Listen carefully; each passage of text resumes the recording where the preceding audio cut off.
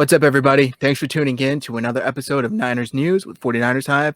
My name is Zach Hernandez. You can follow me on Twitter at Zach Hernan.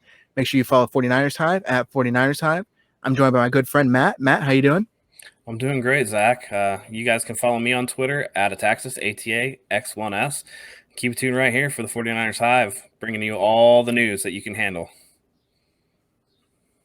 All right, and let's get right into it. The 49ers on Thursday, their first round pick, they were able to select Javon Kinlaw. They were able to trade back, from 13 to 14 to select Javon Kinlaw. How did you feel about the pick initially, and how do you feel about it now that time has kind of passed?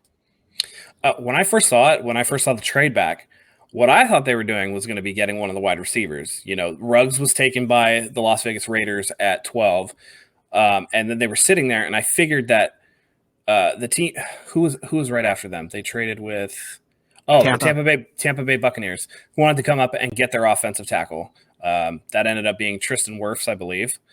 And so when they traded back, it was like, well, it's kind of obvious that the Bucs need offensive line. So Jerry Jeudy or CeeDee Lamb is going to be there for the 49ers. Lo and behold, they take Javon Kinlaw at a position of strength. You know, I thought there was no way they were going to take a defensive lineman. Defensive line was still a position of strength, and they had so many needs: wide receiver, cornerback, which they did not address, puzzlingly enough. But when Javon Kinlaw came down, I was shocked and kind of off-put by it. You know, I was like, why would they do that? They don't have any first-round skill talent. I don't understand at all. Looking back on it, it kind of does make sense from the fact that they were trying to replace DeForest Buckner. And if you look at their acquisitions, you look at Kinlaw, Ayuk, who they traded back up to get later in round one, and then the acquisition of Trent Williams. It's kind of everything they lost, they replaced with something else. You know, they got younger and or cheaper in those areas. And looking back on it, I kind of understand, and it makes me feel better about the pick just because, I mean, Kinlaw, the player, is a beast. You know, he is a monster, athletic freak. He does have a little bit of technique issues, a little rough around the edges, but 49ers coaching is going to, do him wonders as far as working with Nick Bosa too, who is a technician like beyond compare for a rookie. The other thing that is kind of a negative about Kinlaw is everybody talks about the knee tendonitis. That doesn't really concern me. He had a hip labrum tear that he had repaired, which could become an issue later on down his career. But for right now, considering that Kinlaw plus Armstead is only a couple million more than what Buckner is making by himself in Indy.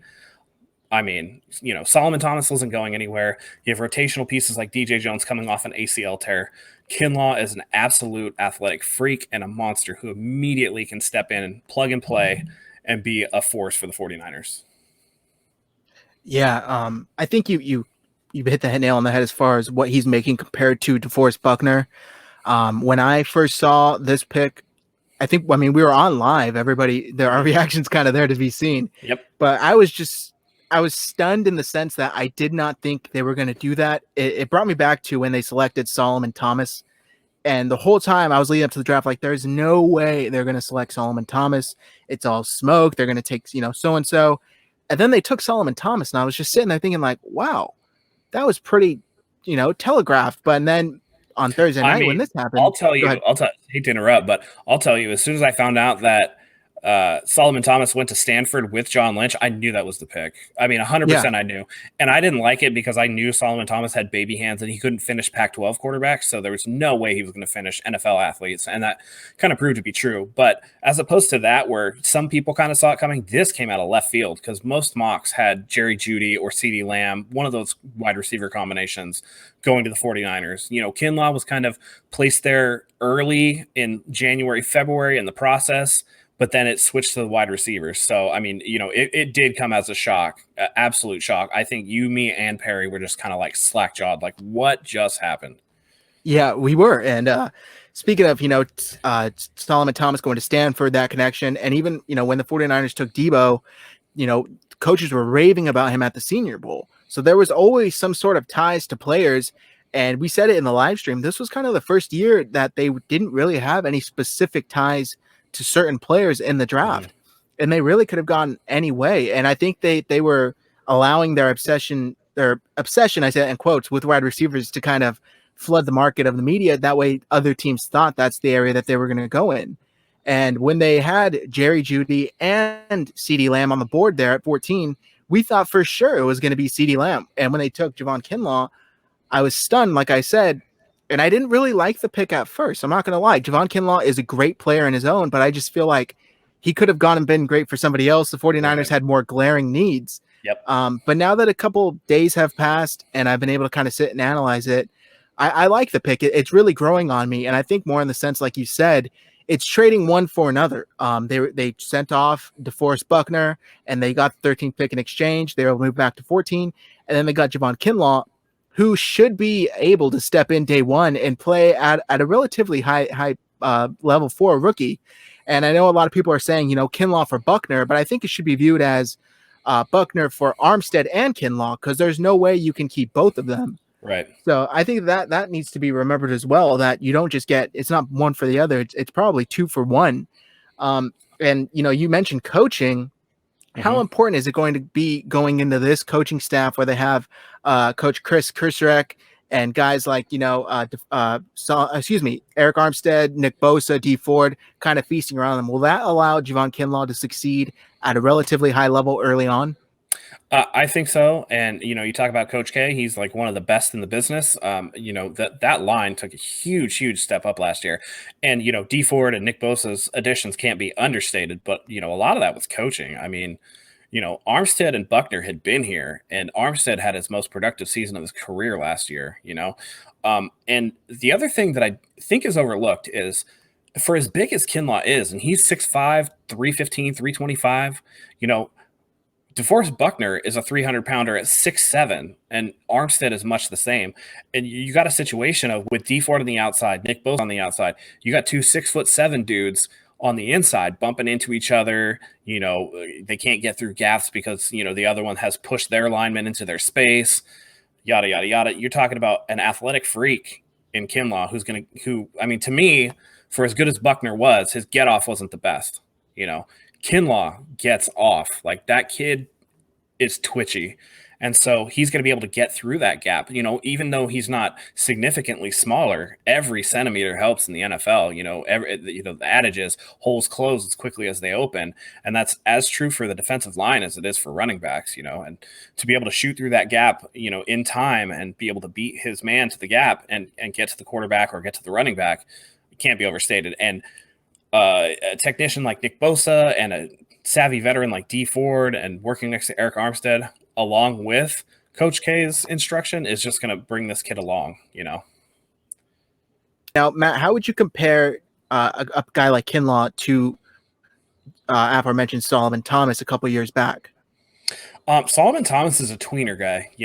He's not fast enough or strong enough to play the pure edge, but he's not big enough to be a defensive tackle. Kinlaw is stout. That man is going to be able to overpower people, bull rush people, get through the line. The only issue that Kinlaw might have is his pad level, and because he is so long, he kind of comes up out of his stance a little bit at times. But those are things that can be coached. Pad level and stuff like that, those can be coached out. But Solomon Thomas's, smaller hands, allowing people to, kind of get out of his reach. He's got a little bit shorter arms, so, people can run past him. And just Solomon Thomas's lack of ideal size for a defensive tackle and athleticism for a pure edge rusher, that's not a problem. You can't fix those things, but it's not a problem for Kinlaw. Yeah, I agree. And I definitely think the whole Solomon Thomas as a tweener, I didn't like the pick when they made it. I don't like it now. I don't think that they could move on him if they wanted to. I don't think that there's enough teams interested. So they're kind of stuck with him. But I do think that the 49ers acquiring Kinlaw, whether you agree or not with the pick, he was, the number one interior defensive lineman in the NFL, in the NFL draft. So I think that it's a good pick no matter how you look at it.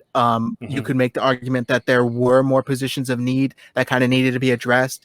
But I think that Kinlaw is a good pick for the 49ers. And like you said, being matched up with who he's going to be matched up with on that line is only going to, allow him to have success right away. Now, How do you think that he compares tit for tat with a guy that he's replacing, DeForest Buckner? Is there going to be a big drop off in talent and in production? I don't think there's a big drop off in talent. Production might be a different story just because, a rookie defensive tackle coming into a system where you already have big time players, who knows what you're going to get as far as production wise. I think he's a different type of player than DeForest Buckner. And let's not forget, DeForest Buckner's a Pro Bowler. That's going to be hard to replace no matter what. I just think that it's fortunate there's so much talent around Kinlaw that, as you said earlier, the pressure's not going to be on him, and he doesn't have to replace Buckner right away. This is kicking the can down the road a couple years, and you hope in 2 or 3 years that he is DeForest Buckner or beyond. But as for his rookie season, I think to try and compare him to a Pro Bowler like DeForest Buckner, the second highest paid defensive tackle in the NFL, whether he is the second best or not, that does a disservice to Kinlaw. So for me, Kinlaw, take him as he is, and hopefully he can produce at a high level, but don't heap the expectations of being DeForest Buckner on the kid yet.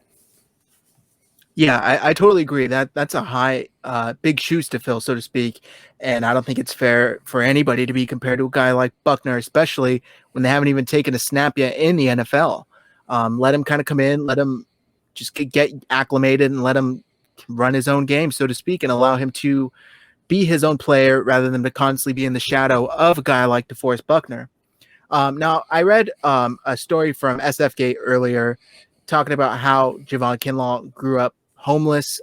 He grew up kind of sleeping on friends' couches. They didn't have a lot of money growing up.